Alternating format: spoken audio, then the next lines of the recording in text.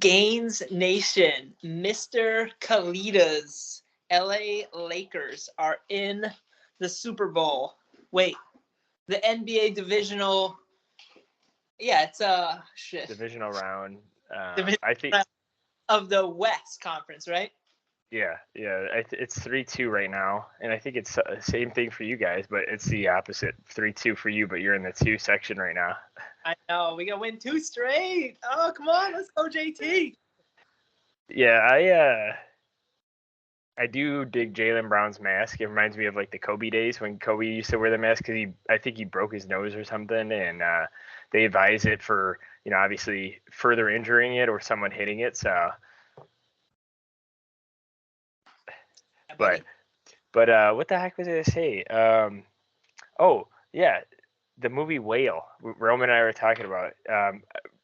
Roman was bringing up movies, and yeah, if anyone's out there, if you watch Whale, please let me know what you think. I did end up crying, Roman.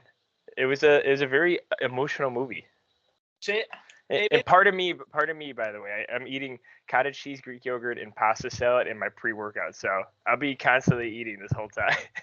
Smoothie, baby.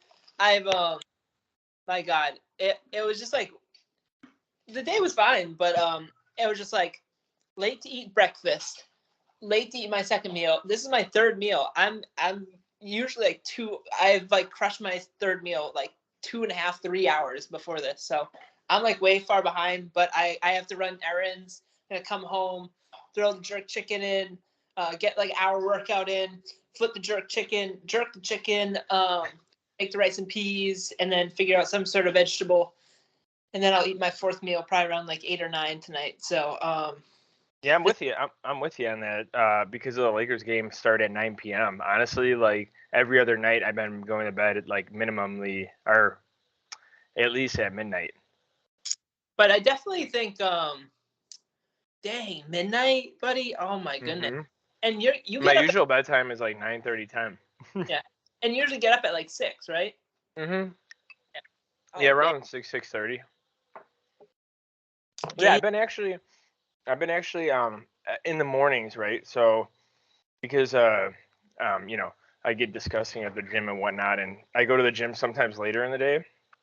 So if I go later in the day, what I'll do is because it's like I'll go at like 4. I'll leave here around like 4:10, 4:20, and on those days I will typically like actually like take a shower in the like first thing in the morning, and then like take a shower after the gym because I go in the sauna at the gym, and it's you don't want to be a part of that situation.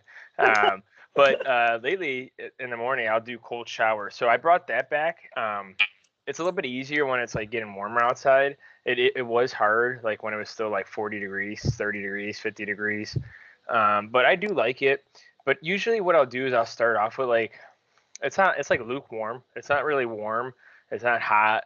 It's like in the middle. So like my body, I don't really go straight to cold. I kind of start off with that, and then I'll like ease into the cold and just like freeze my butt off. But honestly, it's not too bad. Honestly, today's topic too, not to get in too fast, today's topic, what are those ideas could help you. But see, the thing is like someone in the sauna, some guy was talking to me in the sauna, and they're like, do you do cold showers? And I was in the sauna at like 6:30 p.m. and I'm like, well, I wouldn't suggest doing a cold shower after this, depending on what time you go to bed, because the last thing you want to do is like wake your body up and pretend, make sure like your game is like, hey, I'm going to bed like later in the day. So that's like one of the reasons why I don't do it like at night at all. Yeah, it'll wake you up like temporarily. But I feel like the effects are kind of fleeting. I don't know. What does Andrew Huberman say about that? He says, first off, you gotta look directly in the sunlight after the cold shower, like directly. Yeah, like that. And then he said your body will actually go through something called hypnosis, and that will make you go to bed like 4 hours after your normal bedtime. Perfect. You heard it here first, Gainz Nation. Around a second. You know, I'm not gonna lie. I mean, obviously, a lot of people more on the Andrew Huberman train now. I feel like you and I were like early adapters on this stuff. Like, side note. But yes, I do. I mean, I do think he's got good intentions, very good guy. But I think when he goes outside of, you know, out of like his, masters of study within like the brain, it kind of throws me off. Like, and yes, yeah, you kind of have to understand what your mastery's at, and you kind of have to learn when listening to podcasts and stuff, and like listening to people. You kind of have to be like, you gotta take it. It's like gray area at that point, right? Wouldn't you say? Yeah, a lot of the stuff that he talks about, like he was talking about people that aren't in the fitness community get obsessed with like the most obscure things. Like the best example I can provide at the moment is activation of brown fat cell adipose tissue. If you're in the fitness community, you don't a flying F about that. You're like, dude, I just need to be in a deficit and I need to see my weight going down. And Yeah. I on my progress photos, I want to see more cuts, more lines. And then when I have a refeed, I want to see myself filling out while still maintaining those lines. Like we're not looking at ratios of different types of adipose tissue. We just want to lose fat. Yeah, and I think he's gotten better too, because in the beginning he was doing that stuff, and then now, since he's so big, he's actually bringing on people like Lane Norton to talk about like nutrition side of things. All these like experts like Dr. Rhonda Patrick, all that on there, so he can kind of like, mix his, mastery in with their mastery, and then like connect them together instead of like the beginning stages. Kind of like, maybe a lot of people, maybe we overthought things in the beginning too. And then we kind of like reflect on it and kind of give a better conclusion than before. Yeah, for sure. And like he definitely has his specialties. It's interesting to see like where he might focus on things. Lane's actually another great example. Lane puts out unbelievable content. If you're gonna trust somebody, like give your blind trust to somebody in the fitness industry, he's probably like up there with Yeah. like fitness professionals that try to put out quality information. But Lane's his blind spot is that he I the know what way you're gonna say. yeah the way he talks to his community is very alienating Yeah. because he'll say something like, are you performing regression analyses and back testing, blah blah blah? No, like people don't. Your average listener to Lane Norton probably does not have a PhD in nutritional sciences. But Which Roman, which don't want to tease it too much, but I do have a contact that should be getting on the podcast that does have a PhD in nutrition. So that's, stay tuned. But it's not Lane Norton. He's not well known in the fitness industry, but he does have a PhD in nutrition. that's sick. That's really cool. Honestly, he might have an MD in nutrition or a DO. I'm not too sure. I don't know how that works. And it would be really cool to like ever chat with Lane. It'll be cool to chat with this person as well, because like their knowledge like far surpasses where mine is. Yeah. So just hearing like the nuance of even like his training, when he'll talk about how he'll program his training, it is so cool. Like I love that stuff. But if you've followed Lane for long enough, I've followed them probably since like 2014, 2015. You kind of see where his weaknesses when he's communicating a message to his community. I think he's just very powerful. Yeah. I think he's kind of like you and I, very enthusiastic, and like you said, it's his blind spot, and it makes sense. It makes sense what you're saying. And his like big thing is he hates it when people will I guess I'll throw a couple people on blast, like V-Shreds, for example. He hates it when people will come like into the fitness space and they'll put out information that's misleading. Like don't tell people that they can eat like whatever they want in any quantity they want, as long as they don't have these like 3 or 5 like forbidden foods, or they like these 3 or these 5 like secret like superfoods will help to like rev up your metabolism. And this person consumed these foods, and they don't say like, oh, they were in a caloric deficit for months, if not like years, to get like these massive amounts. Like they lost 20 pounds, like, or them being on drugs the whole time, or them having some sort of like corrective surgery or something along those lines. So the context is very limited in some of these like more gimmicky type videos. Speaking of which, Liver King has still stated that he's 120 days natural. I don't know if you see him, but he still looks absolutely insane, just at like 20 pounds lighter. It's like people, they probably he says that he's like daddy for 120 days, and like people probably believe it because like he puts so much content out, and it's like crazy. Like if you look at his pictures, he looks probably better now than he was on steroids. Oh, really? Interesting. Mm-hmm. Like I never got into the Liver King craze. I think that like if you Why not? You would love him. if you're not vegetarian and you consume meat, like, is it smart to consume organ meat like from time to time? Yeah, absolutely. Is there a lot to like his primal tenets, which I think many people can glean and it can positively contribute to their lives? Yeah, I think so. I think it's been like pretty clear since the jump that he wasn't natural, and then the whole like and still isn't. Yeah, and claiming to like be natural now. You don't just get off like a bodybuilder doesn't like come off their cycle and just become natural. So I don't know the story, but I don't know about Pete Rubish. Pete Rubish did get off, but I don't know if he's off completely. So I don't know if you remember Pete Rubish, one of the most biggest powerlifters in the game. The guy who deadlifted like 700 pounds in his laundry room. I don't know if anyone remembers that. That's like OG like YouTube like he like picks it up. He's got like a skull cap on, and he like throws it down, and his like washer and dryer's like shaking. I bet the poor basement he was living in or whatever, or lifting in, probably freaking shattered the concrete. Yep.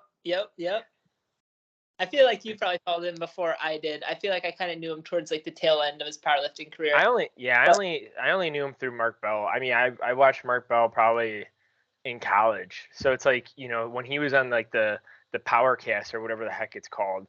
I think what's his face? Jim McDonald? Is that his name?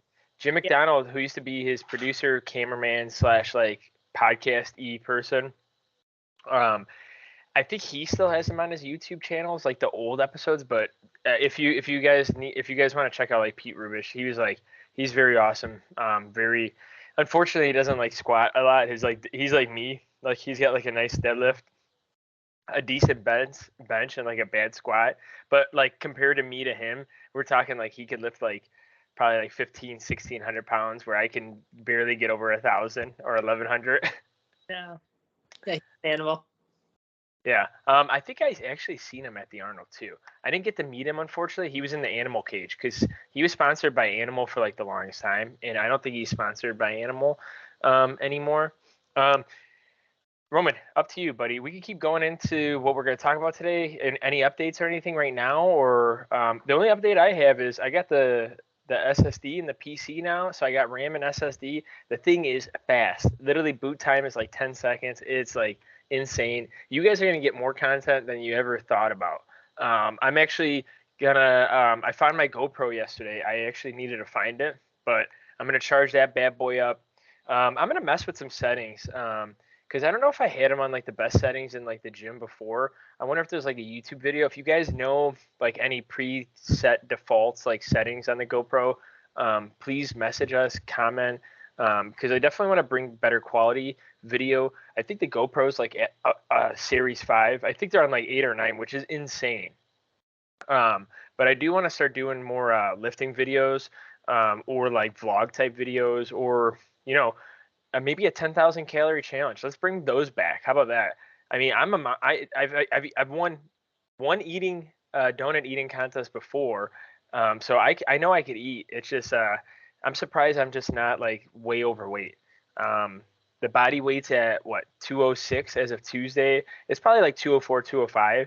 So from December, I've gained like 4 or 5 pounds. So I'm getting up there. I don't know, Roman. Any other updates? Because like, see, thing is, we're already talking about the topic, so I don't know if we want to do any updates. This is the first time people are like, "Wow, they didn't really sidetrack today." I know, right?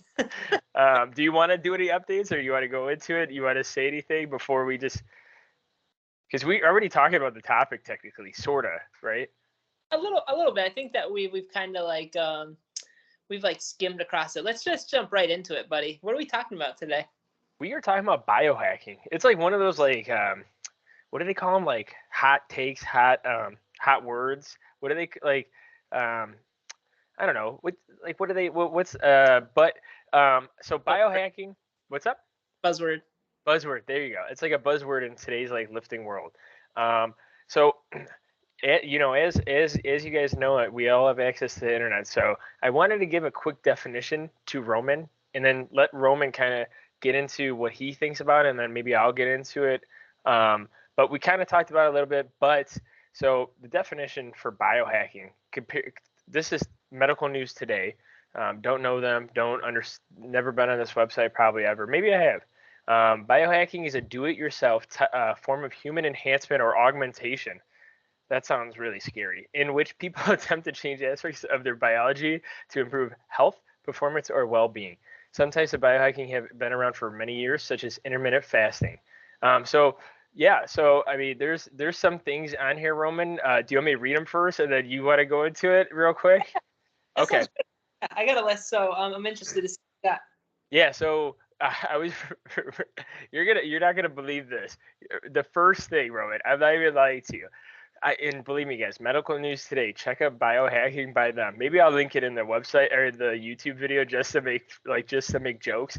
Nootropics is the first thing. They talk about taking Ritalin, Adderall, and memantine.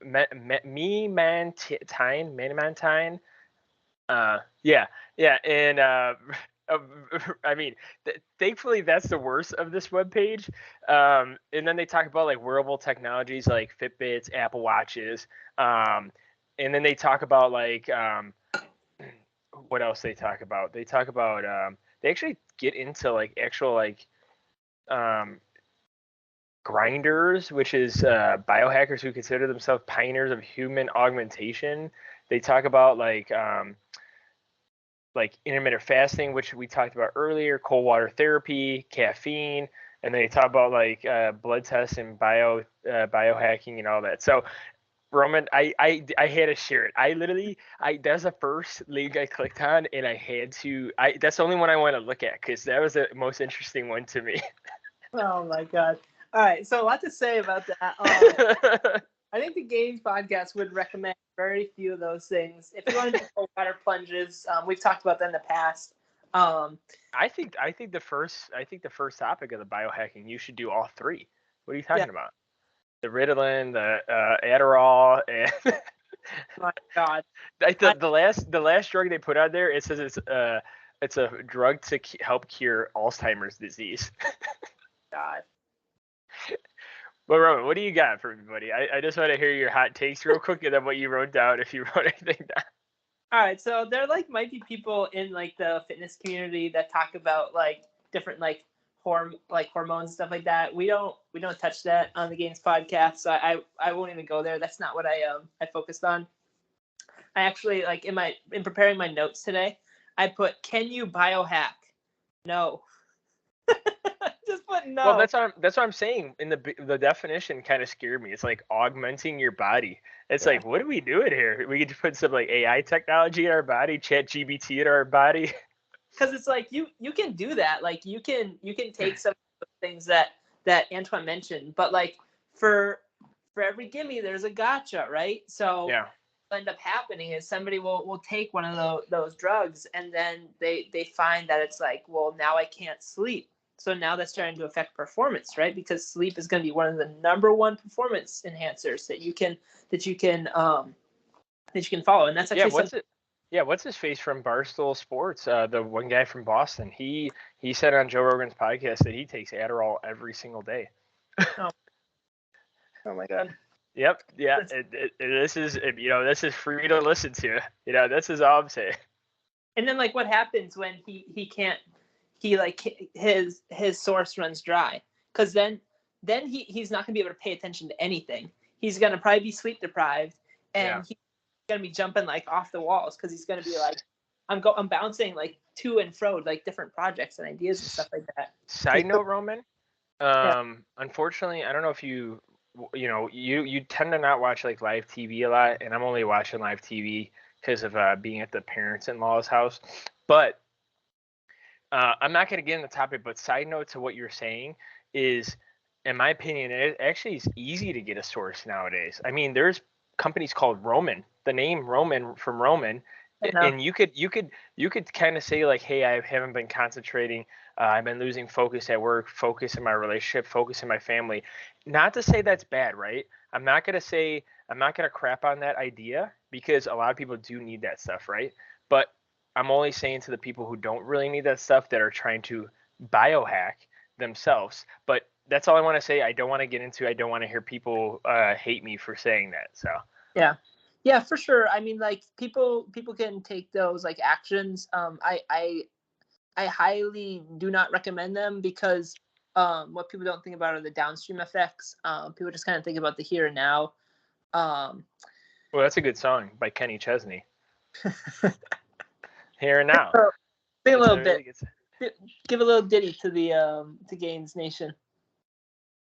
I don't know what else you're gonna say, but one of the biohacks they keep, like, I think Rhonda Patrick put out a study, but they're saying like, exercise has been like shown to lower depression, which is like a known fact, and that's a good biohack, right? That's like natural. You could control that. You can obviously it's not going to help everything, right? I don't think so. I think there's more to that. Like, you're not going to like run one day and be like, oh, I feel really good, that's it. But that's what I want to say, Roman. I keep cutting you off. I'm done talking. No, you're good. Okay, so I have 4 notes that I wanted to cover in regards to quote unquote biohacking. So these are more attainable and achievable tasks that or they might be a supplement. I have a couple supplements here that you could take that I've either taken or I've considered taking, that can assist with performance. Specifically, sport performance is where I'm focusing on. People might talk about cognitive benefits. I'm not really going to go into that too much. People might talk about what other type of benefits might they talk about? Maybe productivity benefits. I'm really not going to focus on that. This is almost purely sport performance based. So the 4 things that I wrote down and that I looked into for Gainz Nation are: 1, proper nutrition; 2, sleep hygiene; 3, caffeine; and 4, creatine. I'm going to try to address each of these. Honestly, Roman, I'm going to cut you off one more time. If I had to make a list, that's probably what I would only put down.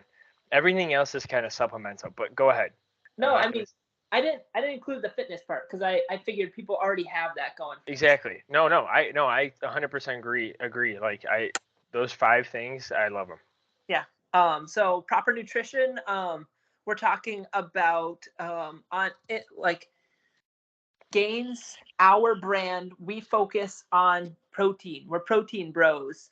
Is protein like the end all be all? Absolutely not. But can it assist with recovery? Can it assist with fullness to prevent you from eating maybe in a greater caloric surplus? I believe so. That's been my experience. Many individuals I talk to, that's been their experience, and that does track. However, there are individual differences in how individuals take in certain nutrients. So with protein, in general, we'd probably recommend somewhere along the lines of 0.8 grams or as low as 0.75 grams of protein per pound of body weight, upwards to 1 gram. There are some instances where we'd recommend slightly more, such as when you're dieting. But for all intents and purposes, for a general overview, lean protein sources coming from high quality protein is another emphasis. I do believe, based off of my understanding of different protein literature, the different sources that I trust, where the knowledge might go above and beyond where I am at currently. So like when we're talking about like Lane Norton, for example, somebody has a PhD in nutritional sciences.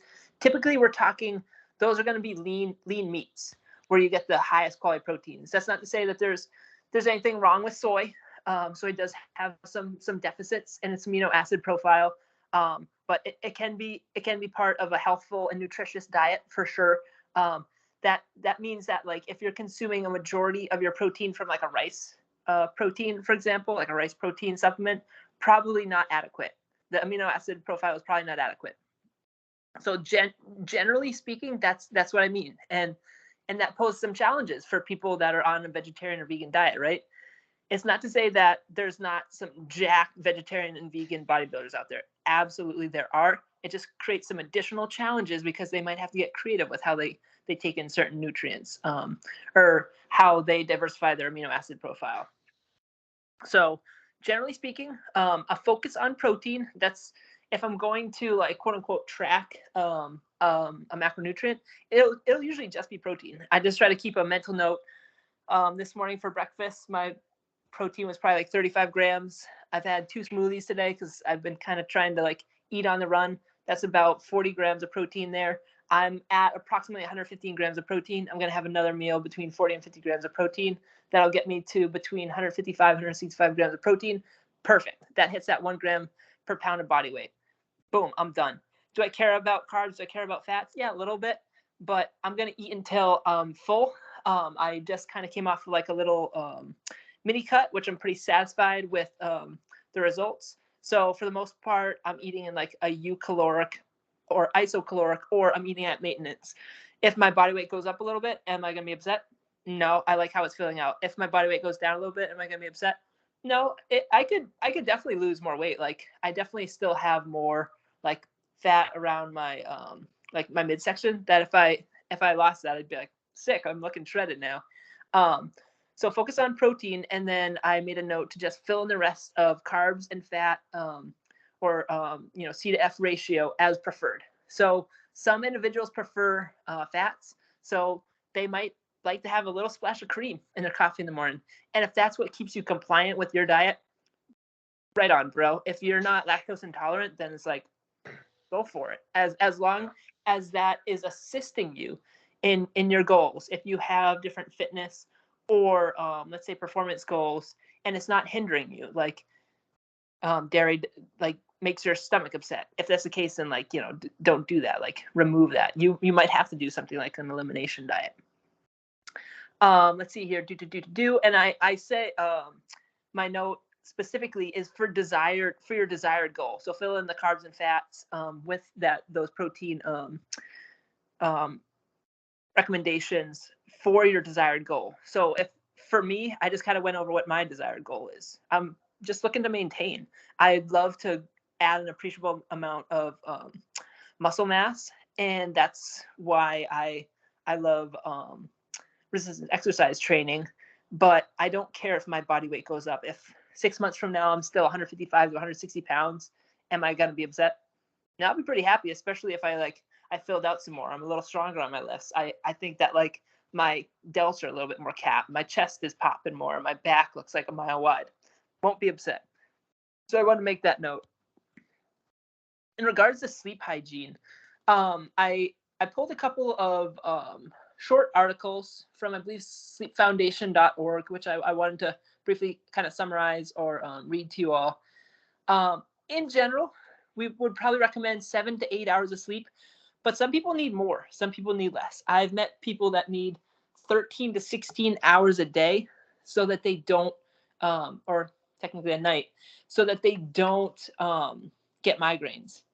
That's just the case. I've met other people that say that they're fine with 6. I'm very skeptical. I'm like 6 to 7. I feel like I think any more 8, 9, like I'm like more tired than usual. I need that 8 to 9. I used to do that 6 to 7. I convinced myself that I'd be fine with that, but my productivity is so much higher at that 7 to 8. And really, it's like 8 plus. Like if I get under 8, I have more trouble throughout the day focusing on tasks. I would say my overall performance in the gym drops, et cetera, et cetera. And then those effects compound. So I'm going to go off video for a second here, Gainz Nation, because I wanted to go over this. So the question that the Sleep Foundation begs is, how does sleep affect athletic performance? So I want to go over a couple of these studies here because I thought they were interesting. So there's a Stanford study of men's basketball players who extended their sleep to 10 hours a night, quite a bit, right? And they found several positive outcomes. Those outcomes were faster. They ran faster in both half court and full court sprints. Their shooting improved by at least 9%, not too shabby, for both free throws and three-point shots.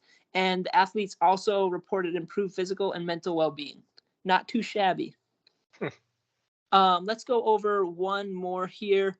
Varsity tennis players, male and female, who increased their sleep to at least 9 hours a week per night also perform better. The accuracy of the players' serves increased significantly from about 36% to nearly 42%.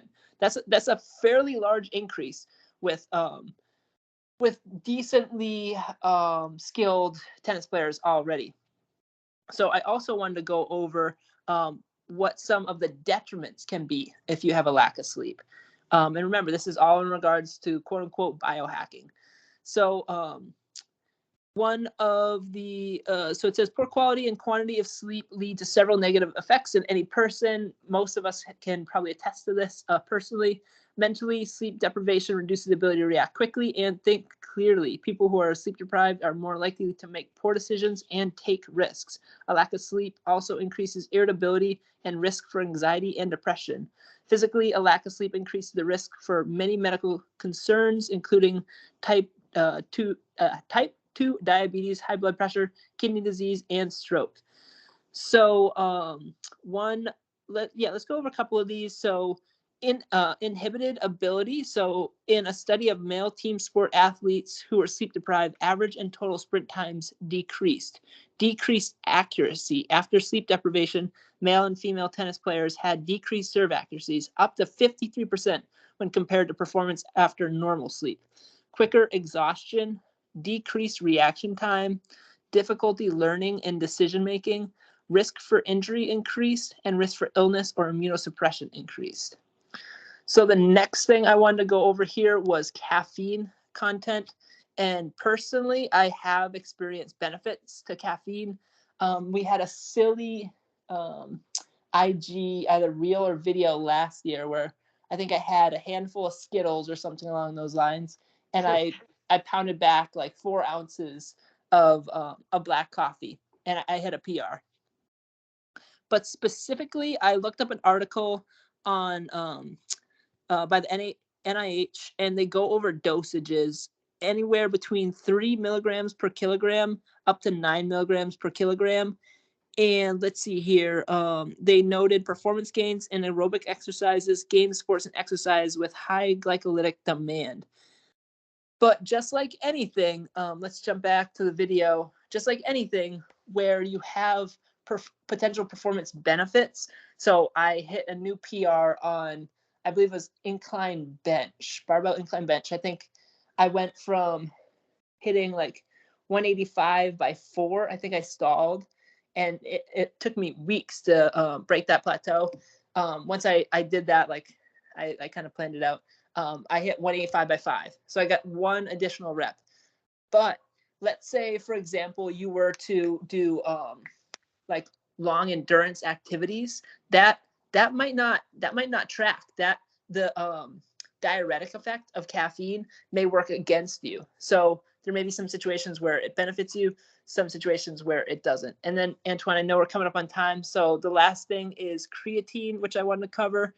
And in general, creatine is one of the more, if not the most studied supplement in the fitness industry. And in particular, there was, I think, one line that I wanted to cover for you all. This is also from the NIH. So, where are we? In this regard, creatine has yielded predominantly positive effects regarding exercise performance measures with no ergolytic effects and minimal to no side effects in populations ranging from adolescents to elderly. The reported ergogenic benefits of creatine monohydrate include enhanced force output, augmented power output, increased strength, increased anaerobic threshold, increased work capacity, enhanced recovery, and enhanced training adaptations. Not too shabby when it comes to a supplement in regards to biohacking. I believe, Antoine, you have personally used creatine for quite a while, right? Yeah, probably on and off for 10 plus years, 10 years. And I do get my blood work done like once a year. So never anything that's really showing up, even though I just wanted to say that because some people are like, well, what does your blood work look like? But yeah, I mean, the creatine thing, the only thing is I wanted to say is like sometimes with creatine, I guess depending on your body weight, some people say like you might need less, might need more than 5 grams. Sometimes, I mean, I have a 5 gram scooper and I do weigh a little bit over 200 pounds. So it is fairly cheap, but see, the thing is, I'm not sure if it's a waste of money, but sometimes I will probably have like 6 grams, 7 grams in every day. And yeah, I mean, I've never, like I said, I've competed in 2 bodybuilding shows using creatine, never got off of it. So, a lot of people say it like holds water weight. I mean, I know sometimes I guess that could have the effect and it like kind of dissipates, in the early stages. But I don't think you should ever worry about that. Just count your calories if you're in a deficit or surplus. And yeah, and you could look at my bodybuilding photos and I'm pretty sure I was like shredded to the bone. So I never held water weight. I just, had to lose the fat, but that's all I wanted to say. But everything was good, Roman. That was a lot of good stuff. Yeah, sweet. Sorry. I just thought we want to bring honest content to you and give you things that are like reachable and attainable for you to actually affect your performance if that's something that you're looking to do. So we hope that you glean some information from this podcast. As always, Gainz Nation, we are happy that you tuned in. Antoine, you want to plug all the different socials and areas that our listeners can follow us? Yeah, just I should have said in the beginning, damn it. That now I remember. My YouTube channel, which is Antoine Coletta. I think I don't know if I changed it to Gainz Podcast or Antoine. My Facebook is Antoine Coletta and then hyphen Gainz Podcast. So I did change that. I did have an Antoine Coletta page on Facebook. You can now follow us on there. I post like pretty much every day on there. YouTube, you could actually find us at youtube.com/Gainz Podcast now. So we have now the hyperlink. I just didn't want to do with my name and everything on there. So I just said, screw it. It was available. And I was part of the older YouTube account that I can actually change my handle. But thank you guys for tuning in. We're on all audio and video platforms. Gainz Podcast. Please search us. Please like, comment, subscribe, share with your friends, and we'll see you guys on the next one. Peace.